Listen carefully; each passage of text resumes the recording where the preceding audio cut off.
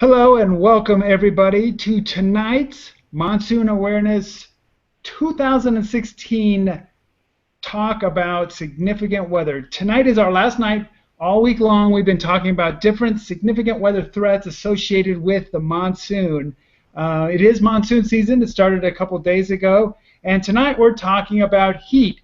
A lot of people they don't think about heat as being part of the monsoon season, but I think today is a great example of what we're talking about because we are into monsoon season. It starts I wish it would start in January. It started in June 15th, and we're just a couple days into it, and we've got heat advisories, heat warnings all the way across the area. So Monday we started talking about flash flooding, and Tuesday was lightning. Wednesday was downburst winds. Yesterday was dust storms, and today we're talking about heat. And like I just mentioned, I think it's very appropriate that we are talking about heat today because it is hot and getting hotter across almost every part of the Southwest. I know that Phoenix and Tucson have heat warnings out. I don't know. Hey, Alex, do you guys have any heat warnings out? Yeah, hi Tim. We do. In fact, we have an excessive heat warning out for our valleys, mountains, and deserts. And then for our immediate coast, we have heat advisory. Very good. I know that El Paso has heat advisories out for our lowland locations. And Corey, do you guys have any heat highlights out right now in Flagstaff?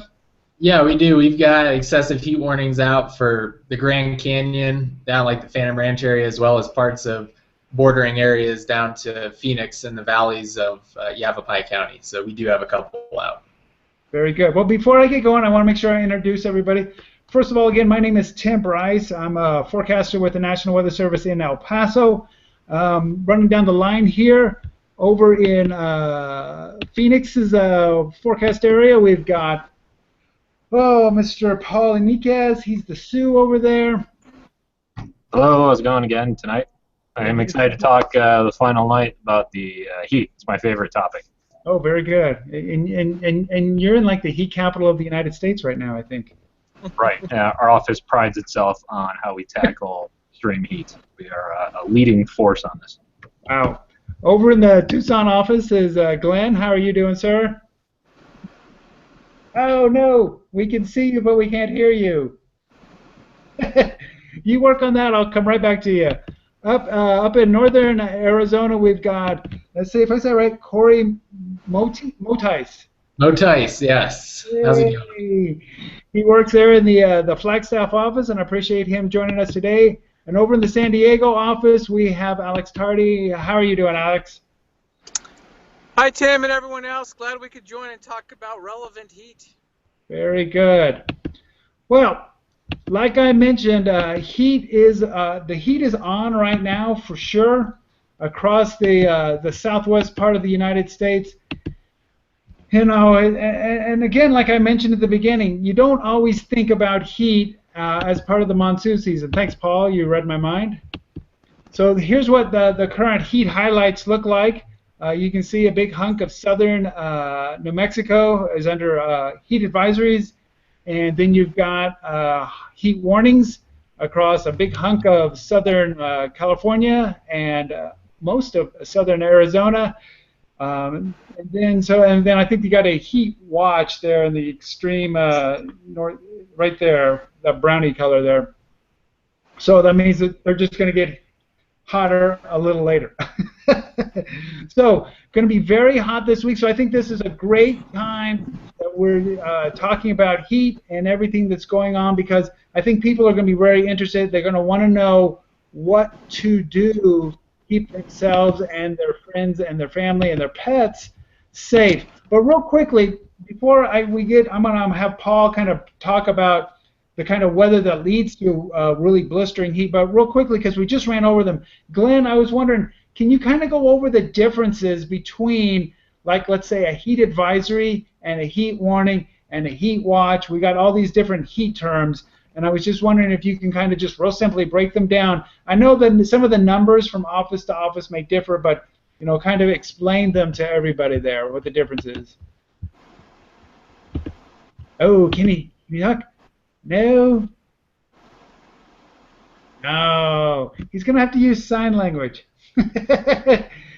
Go up under the gear and click, and you'll see the second setting down from the top, and adjust those and see if that makes a difference. Real quickly, the differences are, the heat watch just means that, hey, it's going to get hot, not right now, not maybe tomorrow, but in a couple of days. Kind of gives you an idea to prepare. Maybe you're someone who's got an event coming up, gives you an idea that you need to be ready for the heat. It's not imminent, but it's coming.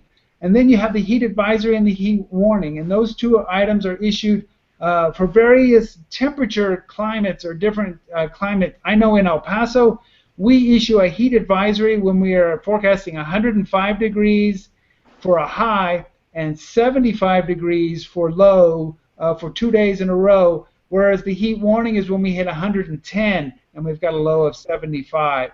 So for us, that's what the heat warning is. Hey, Paul, what do you guys issue heat warnings and heat advisories for there in Arizona? So we are using this heat impact level product that we've been developing for the last few years in the western region of the National Weather Service, and the western region is from Arizona to Montana, west to the coast. And that's what I'm showing here right now is this is the output from this product. And what it does is take our forecast, our official forecast, and then compare it to climatologically derived thresholds. So it helps us figure out when it's too hot for various parts of the country, so that those thresholds are going to be different. So 105 degrees in Phoenix is going to be different than what 105 degrees would mean in Bozeman, Montana. So this looking at the output right here from here's Sunday, here's Monday, and then here's Tuesday into Wednesday and Thursday. So it's kind of, even in the Friday, it's kind of hanging on a bit here. The different colors, the magenta being the worst. And this tool takes into account the high and the low temperatures and some duration. So when we see these magenta areas in here, that's by design rare. We should probably be only seeing magenta at most a handful of times in a year. And right now, for Phoenix, we are forecasting highs of on Monday and Tuesday around 118, 119. And to put that in perspective, we have daily observations in Phoenix since 1896, so that's almost 45,000 days of temperatures, and there's only been 4 days hotter than what we're forecasting right now. Wow. So will you be setting records or tying records or close to records on those days? We'll be breaking records. Right now, our records for Sunday and Monday are right around 115, and we're forecasting to be several degrees above that. So we should have no problem setting some new records. Wow. And then also, looking at the overnight temperatures as well, I'll just pull up our forecast here for the Phoenix area. I believe we're forecasting our low temperatures are around 90 degrees or so here if I pull my point up exactly for the airport. And of course, anyone that's watching is getting their forecast from weather.gov. And here's our forecast, 118 on Sunday, 119 on Monday. But look at these overnight temperatures as well, 90 degrees Sunday night into Monday morning, 90 degrees Monday night into Tuesday. And that's, heat this high is, it's extremely rare, and it's also deadly. It's very somber and unfortunate to say, but I can guarantee you that there's going to be deaths related to the heat this weekend in the Phoenix area. It's unfortunate, and hopefully we're here tonight and we can talk a little bit about some of the safety procedures that people can take, some of the things that they can do to protect their loved ones, protect themselves. I did forget to mention at the top of the show, if you do have a question, you can tweet it at us. I've got the hashtag there on my lower third. It's send us a tweet with the hashtag Monsoon 2016. So real quickly, Corey, what levels do you guys issue your heat advisories and heat warnings for there up in Flagstaff? So right now we're working towards using the same product that Phoenix is using, but we haven't fully implemented that yet. So ours actually changes. We have set numbers, and we only issue it for a couple of different areas in our forecast area, and that's up in the Grand Canyon, and as well as down in like Yavapai County, kind of near the Cottonwood, South of Prescott area, some of the more populated areas down there. And we have different high temperatures that changes as the year goes on. So currently, I believe it's about 110 degrees down at Phantom Ranch at the bottom of the Grand Canyon. And earlier during the previous heat wave that we had, it was about 109 degrees. So it kind of goes up, and then within the next few days, it gets all the way up to about 114 or so. So it changes as the season moves on, and that is the same with the other area, and it's only below 4,000 feet. Up here in Flagstaff, we are expecting to get up into the mid-90s, and we're probably going to see a few areas break or at least come very close to breaking all-time record highs. And Flagstaff is one of them that's close. The all-time record high is 97, and we're going 95 right now, but it gets cold enough here still at night, even with temperatures that hot during the day, that the heat warnings aren't really a necessity up here. Yeah, you can get that break. I don't think people really realize how important the cool down at night is. Back to your area of responsibility. You guys cover the Grand Canyon. I know a lot of people have been to the Grand Canyon, and there can be just a big temperature difference from the south rim of the Grand Canyon to the north rim, and that's just because of the difference in elevation, right? Yeah, the north rim is about 1,000 feet higher, so it's closer to about 8,000 feet, and the south rim is right around 7,000 feet or so. And then on average from the top on the south rim to the bottom, which is a couple thousand feet, several thousand feet down there, it can be about 20 to 25 degrees warmer easily, especially during events like this. Wow, I think Glenn's got your area of the Grand Canyon there, so you can see right where the canyon is, right down there in the bottom. It gets pretty toasty warm. Yeah, it's just basically like a heat oven down there. You have all the rocks lining the sides, and it just gets heated up during the day, and it really doesn't cool down much at night. It's not as warm as Phoenix. It's not going to be in the 90s at night, but it's still probably going to see some lows in the lower 80s down there. That's rough. Okay, Glenn, give it another try. All right, can you hear me or no? Yay! Success. We can. Can you see me? It looks like I've got a mirror image. I don't know. That's kind of weird. You're looking good. I can read the words behind you, and we can hear backwards? You. Nope. You're fine.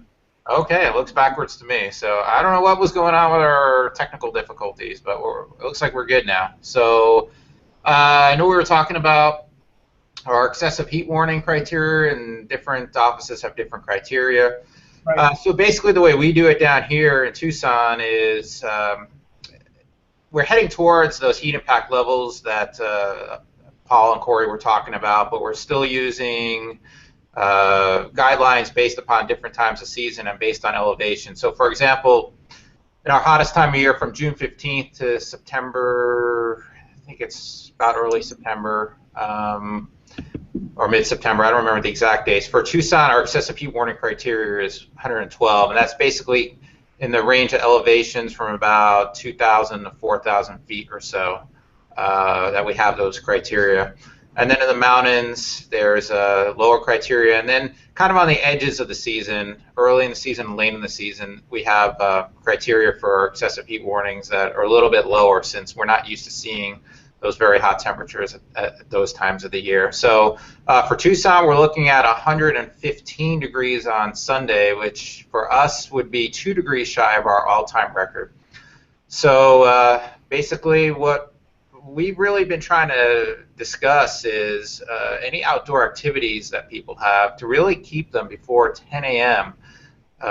Because there's kind of this misnomer out there where people think that, oh, 4 or 5 o'clock, it's not as hot then, I could go outside and do things, but that's not really the case. Even at 7, 8 o'clock at night, it's still really hot out. So really early morning is the only time that folks should be doing outdoor activities, and because inevitably what happens is every year we'll get hikers going out into trying to have a good day, and heat stroke kicks in, and heat is the #1 fatality or killer in Arizona for weather-related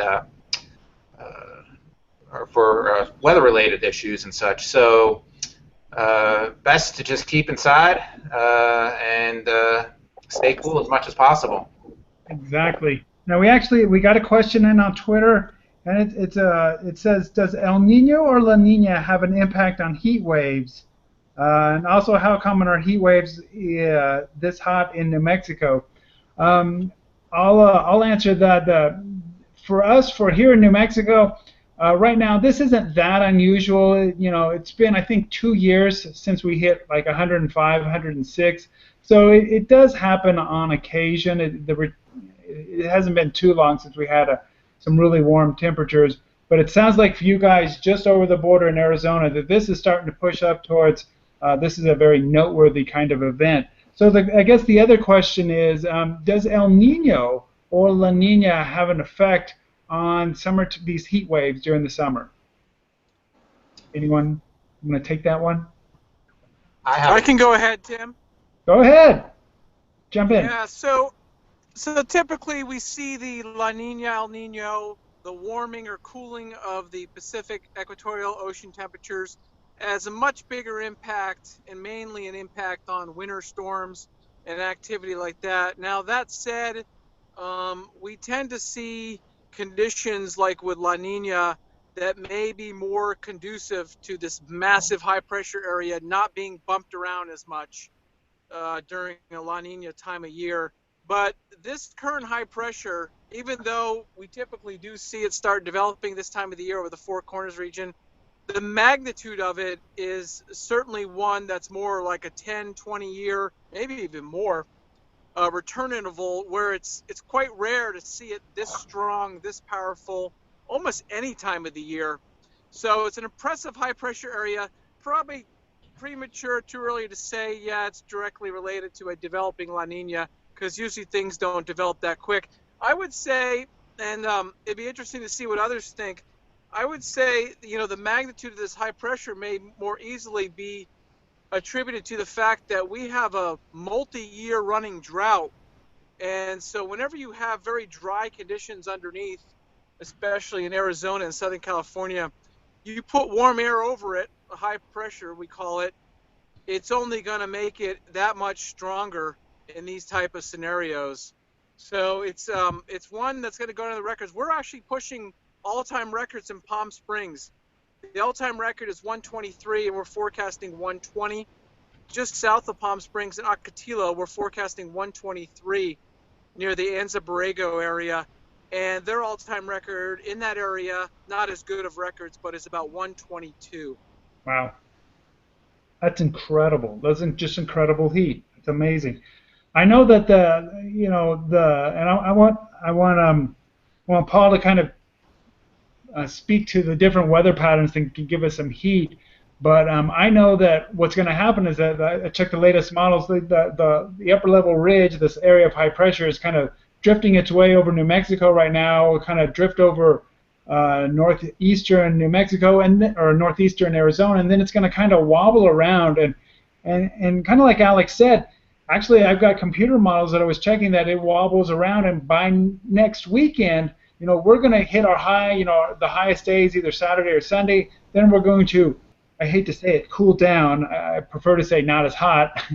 But then it looks like by next weekend, the models are hinting at that it's going to get as hot or hotter next weekend. So this may not be something that goes away real quickly. But anyway, Paul, I was wondering, can you kind of tell us the weather pattern, describe to us the weather pattern, what's a ridge, and why does it get so hot when we get this big area of high pressure on top of us?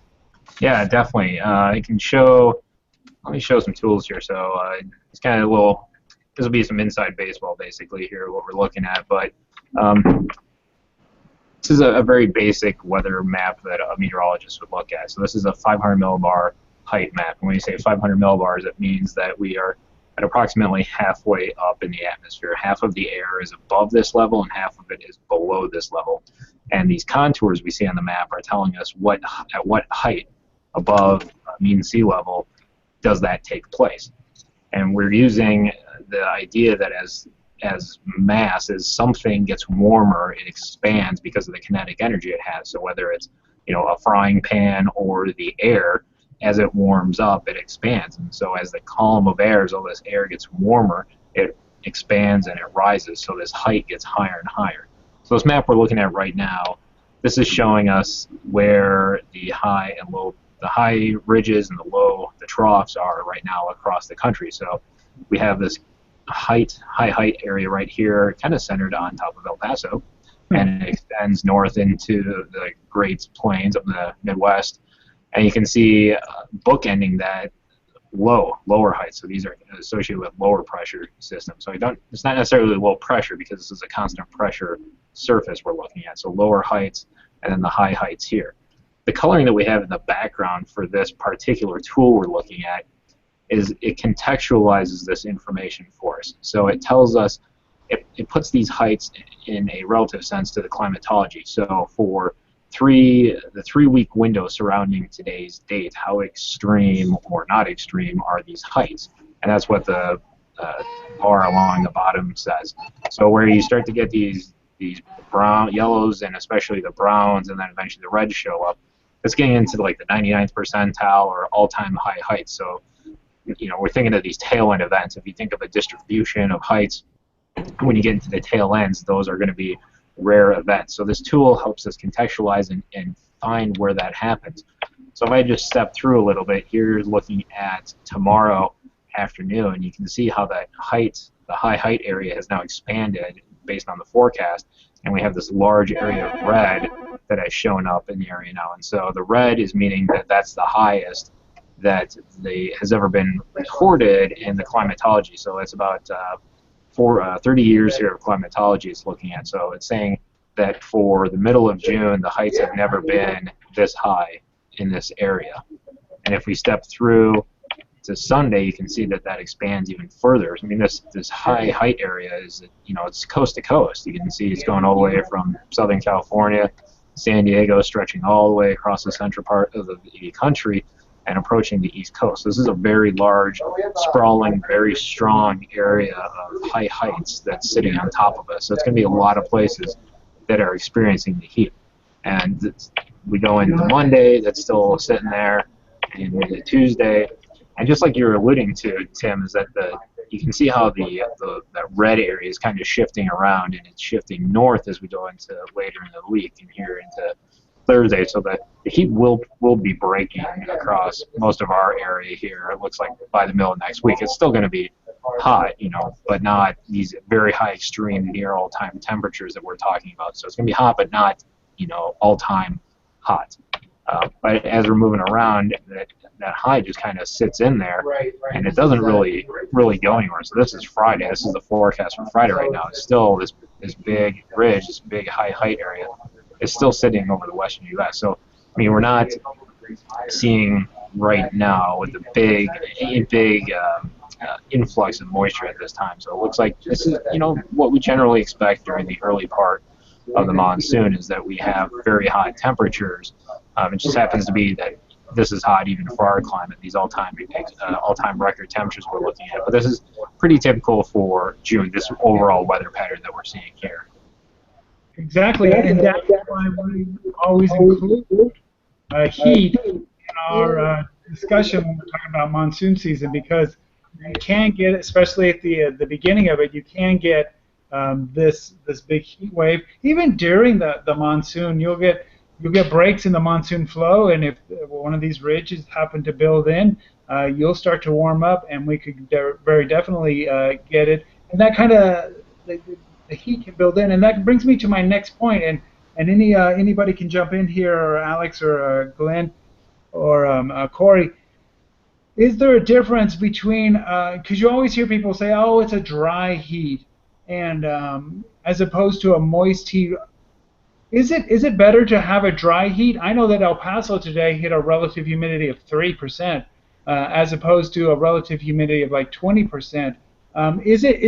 Is it better to have heat when it's very dry, or when there's some moisture in the air and it kind of takes the heat down? What do you think? I think a lot of that's personal preference. When the dew points are up in the, I don't know, upper 50s to 60s, yeah, you're not gonna hit, for example, 110 in Tucson. You're not gonna hit 115 in Phoenix. But you're going to feel the moisture, and a lot of people, I think, Tim, especially out in New Mexico, they have swamp coolers, and those don't work as well when it's much more humid out. So I think a lot depends on that. I know personally, I would not want to have a swamp cooler with dew points in the 60s. They just don't work very well. So from that perspective, I know my own personal preference would be I would just prefer a little bit hotter and drier. But the thing is, heat still has significant consequences, and if you're not prepared for it, keeping hydrated, and taking proper precautions, it doesn't matter if it's a dry heat or a moist heat. Hot is hot. If it's 100 degrees and humid or 100 degrees and still dry, well, if you're doing the wrong activities, that still could have a significant impact on you. And right, and now you've kind of led into our next section here that I want to talk about, and that is how to, and I want people to understand and kind of be aware of, when it does get hot, what are the symptoms of a heat illness, heat stroke? What are the differences? You've got heat stroke and heat cramps and the different heat illnesses, and then what can people do to prevent themselves from being affected by the heat? What precautions can they take, and what precautions do they need to do for like their pets and the people around them? So again, I want to encourage anybody, if you do have any questions, to give us a Twitter question and using the hashtag Monsoon 2016. But real quickly, Corey, what should people who are like visiting the Grand Canyon, what should the precautions that they take, in the next couple of days as they're going to go down, take the mule ride down into the canyon, or even they're taking a river raft ride through the Colorado River? What are the precautions that they should they take when it's going to be so hot doing recreational activity? So the main thing right now with heat this hot is actually not recommended at all to hike down the Grand Canyon. So we're basically, the point that we're pushing and that the Grand Canyon National Park Service is pushing is that if you are not in very good shape, even if you are heat this hot, it can overwhelm you so fast before you even know it. So we don't recommend anyone to hike down, but if you have to, we would say that you want to hike down very early morning. So you want to get up well before sunrise, and you pretty much want to be out of the canyon by maybe 8 a.m., 7 or 8 a.m., because it starts heating up in there very fast. So you want to make sure that you're hiking pretty much overnight or get up very early morning. Make sure you drink plenty of water. If you start to feel dehydrated, it's too late. If you're starting to feel lightheaded or anything, you need to make sure you're just constantly drinking water, whether you feel like you're thirsty or not. Make sure you wear a hat, sunglasses, some light colored clothing, loose-fitting clothing. You don't want to wear any heavy kind of clothes or anything like that. Same thing, even if you're rafting down the canyon, you just want to make sure that you have plenty of water, that you have the proper protection with sunblock and hat and sunglasses, and you want to stay in the shade as much as possible. And you want to do whatever you can to make sure that you're not hiking in any part of the canyon during the heat of the day or any time pretty much after 10 a.m. We as people, we tend to focus on ourselves, but I'm sure, I think a lot of people have taken those mule rides down into the canyon, and the heat affects those mules just like it does us, does it not? Oh, it definitely does, yeah. And because of that, they will be taking much more frequent breaks going down. And I'm not sure if it gets too hot, if they will stop the mule rides at some point. I'm not really sure what their policy is on that exactly. But I mean, I've been hiking down the Grand Canyon when it was about 90 degrees. And even then, you see some of the mules kind of get exhausted, and they have to stop pretty frequently for water, just to rest, and they'll stop in the shaded areas. So it definitely affects them as well. Now, what I don't think people realize, and we alluded to it, kind of like lightning, heat is in many ways a silent killer. It kind of gets people, one person here, one person there, and it's hard to visualize. For lightning, I can show you a beautiful picture of a lightning strike. For tornado or for flooding, we've got the big flooding pictures. For the haboobs and the dust storms, we've got the great dust storm pictures. If I put up a radar picture of heat, there's nothing on it. If I show you a satellite picture of heat, you just see there's no clouds because of the high pressure. It's very hard, I think, for people to visualize.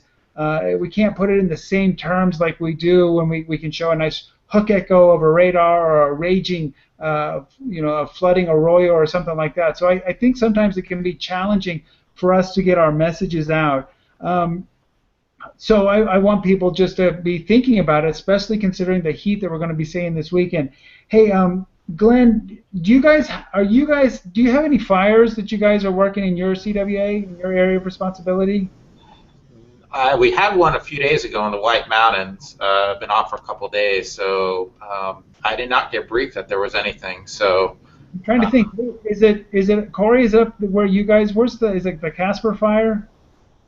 The Cedar Fire. Yeah, that one's the one near Sholo right now. We actually have probably, I just estimate at least 8 to 10 different fires ongoing right now. But the one that's causing the most imminent threat to anywhere would be that Cedar Fire near Sholo. Well, Glenn, I was wondering if you could address, the firefighters who go out on the line to fight the fires. They have to take special precautions, and the people who are in the incident command center need to be aware that not only fire is a hazard, but in this case, the heat can be a hazard, can it not? oh, absolutely. Even in higher elevations, 7,000 feet, it still gets really hot up there, and the firefighters and crews that are out there, they have to wear very heavy equipment that's properly rated for fire and protection. So not only are they out there working up a sweat considerably with just alone given the hot temperatures, but given that equipment, and they're also carrying up to 50, 100 pounds of equipment, because a lot of the wildland firefighters, they basically will just get perhaps dropped into a location, and they're going to be out there for 12, perhaps upwards of 24 hours out there fighting the fire. So yeah, it is really critical, and so firefighters do have to take special precaution to keep themselves properly hydrated and protected from the heat impacts as well, from fire impacts. Right, and I think that would apply to anybody who has to work outside, whether you're working on a construction project, working on a roof, working building a highway or something like that. If you're outside, I think it's OSHA requirements that they have to give you breaks, they have to give you shade, they have to give you water, because good heavens, the project doesn't move forward if all the workers get sick. Hey, let's see. We talked about people who have to work outside, the firefighters. We talked about people doing recreation. But Paul, I was wondering, for the general public who are in and out of their houses, who may be trying to go to work and things, what are some of the things that they need to be aware of as far as the heat safety goes? Well, for a lot of folks, the heat's probably honestly not going to be a problem. There's a lot of folks that are probably like us in our offices. We have the luxury of working in air-conditioned offices, have air-conditioned cars, and go to air-conditioned homes. And so the heat warnings we put out aren't going to be necessarily for those folks. It's really going to be geared towards, like you guys have been talking about, those folks who they work outdoors, or they don't have the luxury of having air conditioning. The statistics, so just some of the statistics for the Phoenix area itself, Maricopa County, the County Department of Health, they've been doing a pretty good job looking at heat-related deaths over the last 10 years. They've really gotten on top of recording this, because sometimes it can be pretty hard to figure out if a death was actually heat-related. So they've been working really hard on that over the last 10 years. So they're at this point now where they can record them pretty good. They find that on average, every year, there's about 80 deaths related to heat in the Phoenix area. I mean, that's a very high number. If you think about how many people typically die each year from lightning strikes in Arizona, it's a very small handful. Flash floods, a small handful again. Severe thunderstorms, dust storms. We're talking about, one on the order of like 1 in 5, maybe 10 people at most each year. And heat, now we're talking about upwards, 80, that's on the order of 100 people each year. So it's by far our biggest killer. But it's not the most picturesque thing like you were just talking about. So if we look at, trying to communicate this threat, I have it right here. I mean, it's almost like a joke. But you think about before the heat wave and after the heat wave. I mean, nothing really changes here. It looks the same as when I pulled out of the garage in the morning. But even still, for some of those folks that they do go to their air-conditioned home, they do go to the air-conditioned office, this heat wave is really going to come in strong on Sunday. And it's a weekend, so maybe if I'm a day jobber kind of person, Monday through Friday, so it's the weekend, I got some yard work to do or something like that. It's going to be a problem. I'm not going to do yard work. I mean, I have yard work that I need to do. I'm not going to do it this weekend. It's just I'm not going to go outside and expose myself to this kind of heat because it's going to be deadly. And we look at the statistics of what kind of people actually die from heat in the Phoenix area. And it's going to, and a lot of times, it's people that have lived here for quite a while. The folks that, despite what the common belief might be, the typical person that's dying from heat in the Phoenix area is not my uncle from Chicago who's visiting or my aunt from Seattle who isn't acclimated to the heat. It's people who live here, people who have lived here for quite a number of years. Yes, you get acclimated to the heat to an extent, but when you start getting temperatures this high, this intense, that doesn't matter anymore. So, I mean, folks just need to, I mean, it almost sounds ridiculous and like it's fear-mongering, but it's really not. I mean, just don't go outside and don't expose yourself to it. But if you are going to go out, if you have to go out, really do the things to mitigate it. Just drink a lot of water, drink more than you think you could possibly need, basically. Cover yourself from the sun, wear light-colored clothing. You see a lot of the guys who go out and do landscaping work. You might notice that they all wear long-sleeve shirts and have hats on that are covering them up because they're protecting themselves from the sun.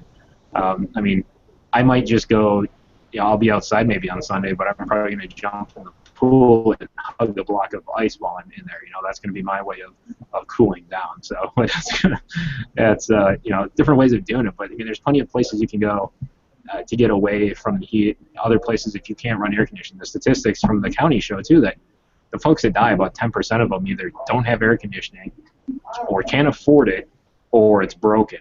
I mean, so it's not, even in these situations, you're trying to advise people that this is one of those situations where even if it's expensive, you're going to want to run that air conditioner because, like we showed earlier, it's going to be really hot during the day and it's going to stay really hot at night. You're just not going to escape that heat. If you have in some of these urban areas, the lows are going to be like 92, 93, 95 overnight. That's as cool as it gets, 95 degrees. I mean, think about that. Your house is, if you don't have air conditioning running, your house is not going to get below 100 degrees for the next, from Sunday through probably Tuesday.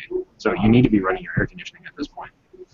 That's just a horrible thought. Hey, Glenn, I would like Glenn to kind of talk to how to, to look for the different signs of a heat illness, whether it's heat cramps or heat stroke. What are the symptoms, so that if you do find yourself out, if you're doing something at the park, what are the signs that people can look for? But before we get to that, like Paul was saying, it's so many people just don't even think about it. And like you said, you could be working Monday through Friday and going out and just doing simple yard work during the middle of the day. What a week ago would not have been a problem, coming up now, this weekend, is certainly going to be a problem.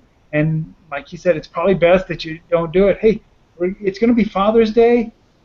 We give all the fathers a kind of free pass this weekend not to do yard work because it's just going to be so very hot.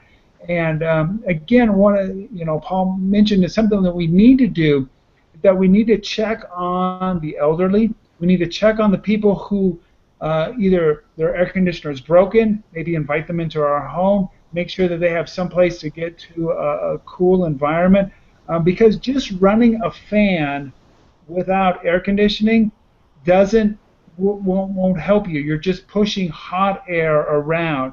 You've got to have some way to cool that air down. So it's real important that we keep an eye on our neighbors. So many of us may have an elderly neighbor. Maybe it's a grandparent, an abuelo and abuela that we need to check on, who maybe they don't have air conditioning, and we need to bring them into our house for a couple of days, or something like that. So be sure to be checking on the elderly the whole time, and make sure that we can all get through this upcoming heat spell real well. But Glenn, I was wondering if you could go over some of the different heat illnesses and some of the symptoms, so that if people start to feel a little dizzy, or they start to get some cramping, that's the early sign of something, or if their skin starts to get real hot. So what are some of the different heat illnesses people need to be aware of, and what should they do when they start to see some of those symptoms? Yeah, thanks, Tim. So can you see my screen? Yes. Okay, great.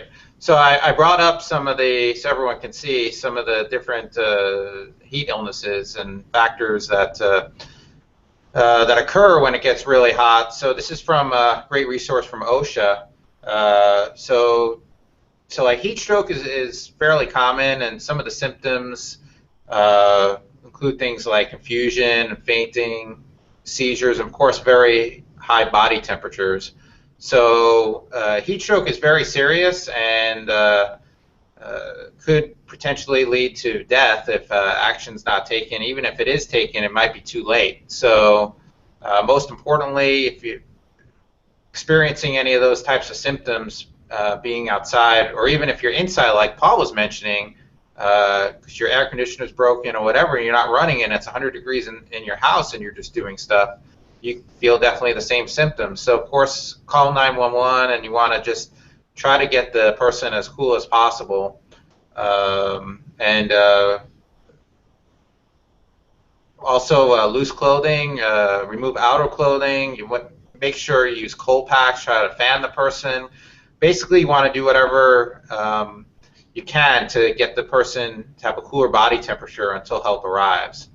So then kind of the next level down from that would be heat exhaustion, which some of the symptoms for that would be the skin's actually cool and moist, sweating a lot, headaches, nausea, vomiting, dizziness,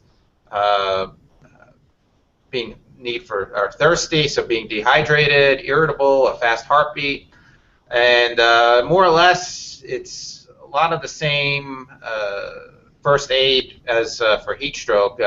Basically want to have the person be in a cool cooler, shady area, plenty of water to get the person colder, also using cold compresses and ice packs.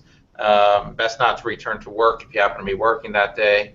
Then down the line, heat cramps, muscle spasms, and pain is pretty common symptoms from heat cramps, and more or less fairly similar first aid. And then heat rash would just be kind of like clusters of red bumps on the skin, and that would often be on the neck, upper chest, etc. And similar to the other ones, except you want to get into a cooler, less humid environment and keep the area dry. And so those are kind of the most common heat-related illnesses that are out there, and some of the symptoms and first aid and such, what you should do when those occur. And definitely heat stroke is by far the most serious and the most life-threatening. Many times in the humans, we can see those symptoms. You kind of start to see heat exhaustion. You see some of those symptoms, and if you kind of keep pushing through, you'll get to heat stroke. But sometimes it's not so obvious with our pets. And here in just a second, I'd like Corey to kind of talk about some heat safety tips related to your pet. But I was just looking at, you mentioned OSHA, and they put out some statistics that in 2014, just for workers, there were 2,630 heat-related illnesses, and of those, 18 workers died. And that was just in 2014. And I think it's also, Paul kind of alluded to it earlier, I'm pretty sure that there were other heat-related deaths and illnesses that were not attributed to the heat, because sometimes it takes the form of a different symptoms. But if you really dug down into it, you would see that heat was definitely a factor. But I know that the heat can affect us humans, and we need to be looking out for ourselves. But we also need to be looking out for our four-legged kids, our fur kids, as my wife likes to call them. Corey, what are some of the safety tips that people need to take when it comes to their pets? It's really pretty much the same as what you take yourself. You don't want to leave a pet in a car, just like you wouldn't want to leave a human or a kid in a car. That cars heat up very, very quick in the heat, so you never want to do that. And if you are in a car, make sure the air conditioning's on.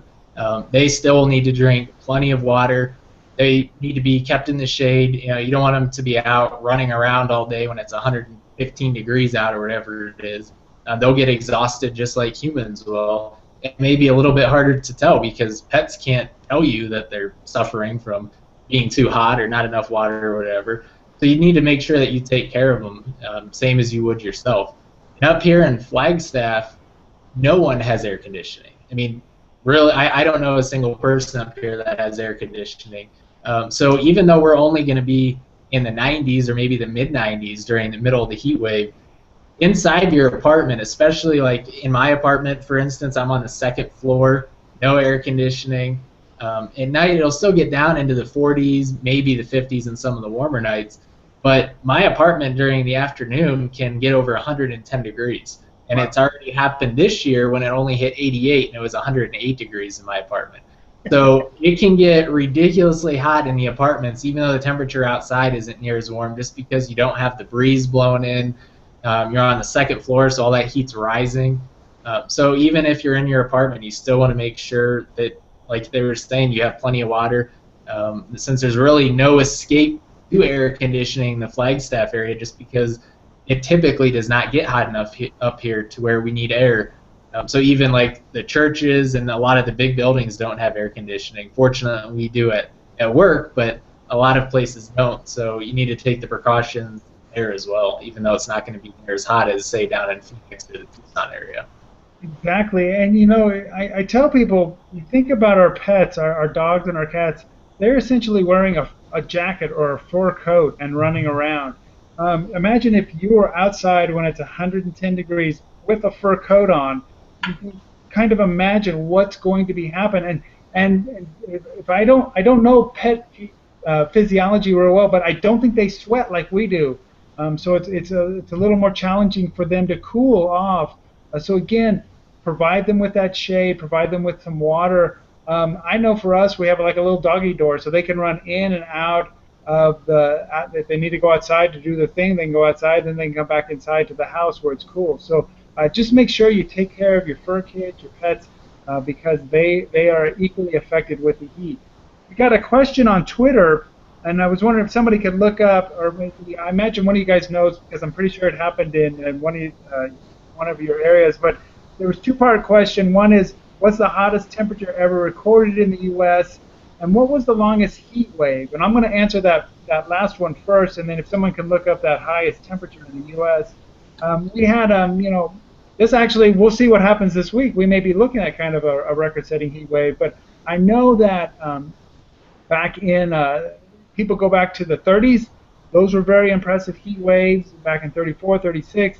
But also more recently, you had 1980 was a rough year. Lots of high temperature records still stand. I know my first year in the Weather Service, 1994, was a very impressive year for southern New Mexico. We set our all-time record high at 114 on 2 days during that summer. And just an impressive number. I think well over 60 days we were over 100 degrees, so very impressive. So there have been several years where we've had lengthy and very hot spells, which again, like we've kind of implied, you can maybe manage 1 day or two when it's real hot, but when it's hot day after day after day and it doesn't cool down at night, it just starts to take its toll, especially on people who don't have a way to get cool, whether it's from lack of air conditioning or it's broken or something like that. So real quickly, who has the record high temperature for El Paso or for the United States? Should be right here. I got it up on my screen, so it's going to be 134 degrees. That was Death Valley back in 1913. Yikes! Well, let's hope we don't see that anytime soon. But you can also see that 1913 was a hot year because the two other record highs are up there, 130 and 131. So just blistering hot. Of course, 2013 is also slipped in there. It's kind of interesting. I mean, this question, you kind of get into, what do the temperatures mean? We've been talking about it here in the office. Instrumentation changes over time. We haven't had the same thermometer, and it hasn't been sitting in the same location for 120 years. So there's going to be various issues of what instrument we're using, where was it. There's even instrumentation accuracy questions. That every instrument has some error associated with it. It's never perfect. That doesn't happen in the physical world. I mean, just on the most basic level, when you observe something, you are interacting with it and you are changing the environment. So you're never going to get an absolute reading on something. But even right now, our sensors we use, which are pretty good sensors, they are going to have, most of the time their accuracy is going to be plus or minus a degree, but they can be off, with the accuracy within tolerance of even up to 2 degrees. So even though a high may come in and say 110, in reality, with the accuracy, maybe plus or minus a degree in that. So, I mean, if you really get into it and you start, doing a deep dive on what does a high temperature actually mean, and there's a lot of things that go into it. But for most folks, they don't need that, right? We can just look at the one number. And sometimes we get caught up too much in the numbers. I mean, that's like a big thing I've been pushing in our office this week is, regardless if we hit 118 or the magic 120 or whatever, it doesn't matter. The fact is it's going to be a deadly heat that's setting in here. Like I said earlier, I mean, I have no qualms about this. It's very unfortunate and very sad, but there's going to be heat-related deaths this weekend. I really don't think we're going to get by without having any deaths related to heat being through Sunday, Monday, and Tuesday. It's unfortunate it's going to happen, but you know what? It doesn't matter if it's 117 again or 120, whatever. It's totally germane to the point there. So, I mean, folks get kind of hung up on numbers. It's a psychological thing. You see people go crazy on Twitter with that kind of stuff. But I mean, from us, our whole point of existing as a government agency is to provide weather information to people so they can make more informed, smarter decisions to negate those negative outcomes. Right. And before we get into talking about, I'd like Glenn to kind of talk about the heat index and what that specifically is. I had a real quick story from El Paso because when you were talking about moving weather instruments or whether we use the same instrument, something that we've noticed here in El Paso is that we've had the one official thermometer is at the International Airport, and it's been sitting there now 50 years. It may not have been the exact same instrument, but it's been basically in the same spot for 50 years. But over the last 10 to 15 years, we've noticed a steady increase in the low temperatures at night. What usually happens is that during the evening hours and overnight hours in kind of areas where you get terrain, you get drainage winds, and you get drainage winds down the river valleys. And a lot of times we get drainage winds from the north, and that would cool us off at night. But recently, in the last 5 to 10 years, there's been a lot, and when I say a lot, I mean Fort Bliss has expanded extensively. They basically doubled their base size, and that has all been to the north and northeast of El Paso. And I really think that increase of buildings and cars and pavement and concrete has really affected our heat island and has spread it to the north, so that when we get those north drainage winds, those things that used to cool us off at night don't have the same cooling effect. So like Paul was saying, it doesn't matter if it's 117 or 120, it's hot and it can really affect people. And then when you take that heat and you factor in even a little bit of moisture, it can make it even seem hotter, and it can make it even harder for the bodies to cool down. So we have an actual index that kind of helps us measure that. Isn't that right, Glenn? It's called the heat index? Yeah. So the heat index is basically a tool that's used or index to give folks a better idea of what the temperature feels like when you combine the air temperature with the humidity. So what we were talking about earlier in the chat was the temperature with a dry heat feels like it's a little bit cooler, whereas you add in the humidity, it feels a little bit warmer. So, so here we often see temperatures averaging generally somewhere around 105 degrees in Tucson in the early summer. Say in June, like this month, and but if the humidity is low, it doesn't quite feel that hot. Like we were talking about 3% humidity before, but you can see on this chart, you start getting humidity values higher. So if it's 100 degrees and the humidity is 60%, which that doesn't really ever happen, at least around in the Southwest, it'll feel like 124. So basically, the more humidity that's in the air, the less that your body can evaporate the sweat that's forming, and thus it'll feel hotter. So that's the advantage of a dry heat. Is I know I felt it. When I'm outside, I could actually feel the sweat evaporating as I'm outside and such. So, but yeah, heat index is a great tool to at least kind of tell you how it feels when it's a little bit more humid outside with the heat as well. And people can kind of real roughly use that as for those with coolers. Again, with a higher relative humidity, your cooler is not going to be as efficient for those that have coolers. So I know, like you said, many times the heat index it actually is a little below the actual temperature because of how dry it is. Like I said, it was 3 or 4% today here in El Paso, which is way off the bottom end of that chart.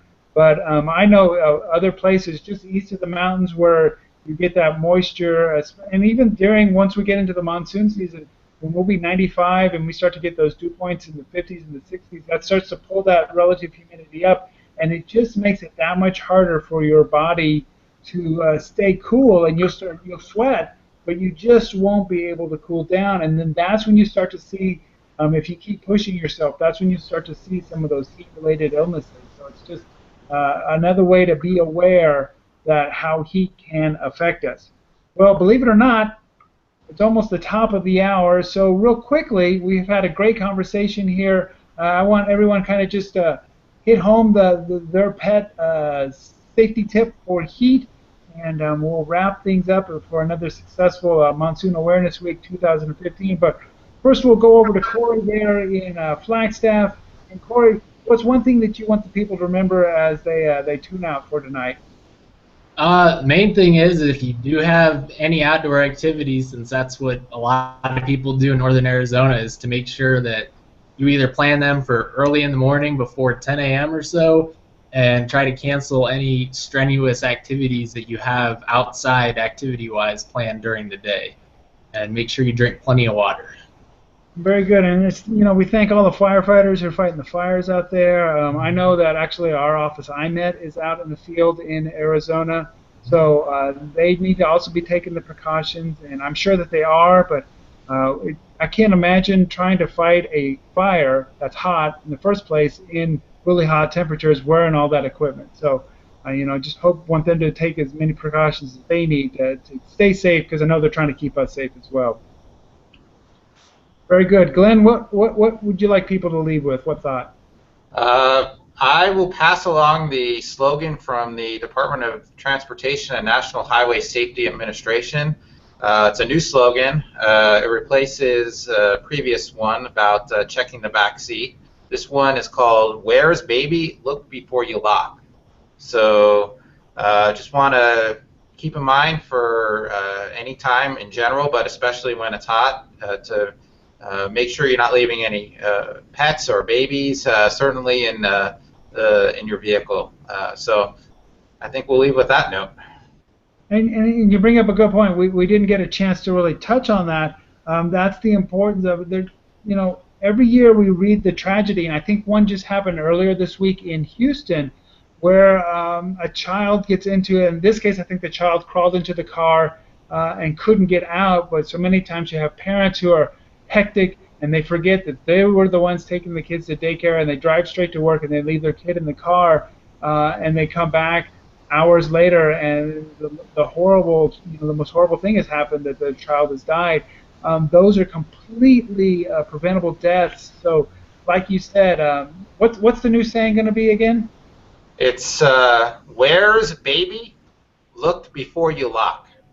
So it's just, again, all trying to educate people, trying to remind us that if you're taking your kid to daycare or driving around, or even a pet, don't leave them in the car. I've heard one suggestion is that people have said put your cell phone in the baby seat, so that when you get out of the car, you'll feel for your cell phone. A lot of people will feel for their cell phones first, and that will, if they've forgotten, they'll go, oh yeah, it's with the baby. Maybe I should grab the baby too. So I know most of us, that's not an issue, not a problem, but it tragically happens too many times, and I think it's happened over a dozen times this year already. So it's a completely preventable death, and we want to just keep that from ever happening.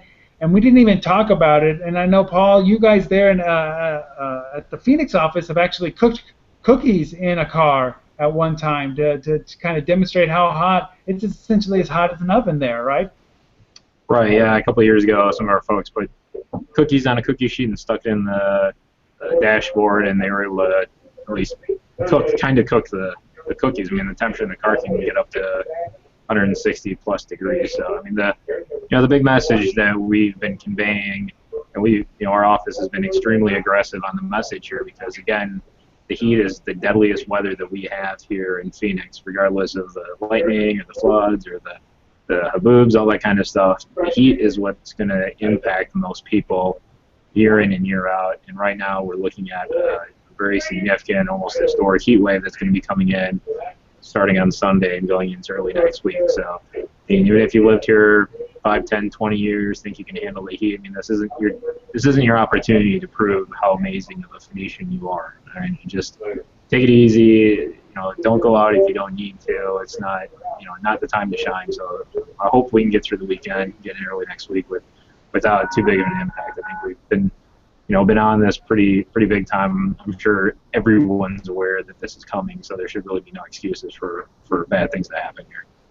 Well, let's hope so. Let's hope we can get through the weekend with no fatalities. But like you said, Paul, when you're talking about heat this much, it's inevitable that somebody gets forgotten, something happens, somebody doesn't have air conditioning, somebody decides that they can walk a little later in the morning than they thought they could, and before they know it, the heat has snuck up and has really started to affect them. And unless they and we saw that on those heat stroke, as soon as you start to see some of those heat stroke symptoms, that's not I need to slow down. That's a stop and go to the hospital immediately, because that is a life-threatening kind of situation. So I pray that everyone stays safe. Try to stay cool this weekend as best that you can. It's definitely going to be a hot one all the way across the Southwest, from far west Texas all the way to Southern California, with Arizona and Nevada in between. Going to be very hot. Take it easy. I appreciate everyone joining me today. We had Paul from the Phoenix office, we had Glenn from the Tucson office, and we had Corey from the Flagstaff office. I'm Tim from the El Paso office. It was great all week long. We had a great time talking about the different threats related to the monsoon season. If you want to see any of these videos, they're going to be on the NWS El Paso YouTube page. You can just type in NWS in El Paso, and I've set up a monsoon 2016 list, and you can kind of go through them all. We talked about, like I mentioned at the beginning of the show, we talked about flash flooding on Monday, lightning on Tuesday, I believe it was downburst winds on Wednesday, haboobs or dust storms on Thursday, and today we've talked about heat and different heat-related illnesses. So again, thanks to everyone. Stay safe, stay cool, and enjoy the weekend. Thanks everybody for joining us.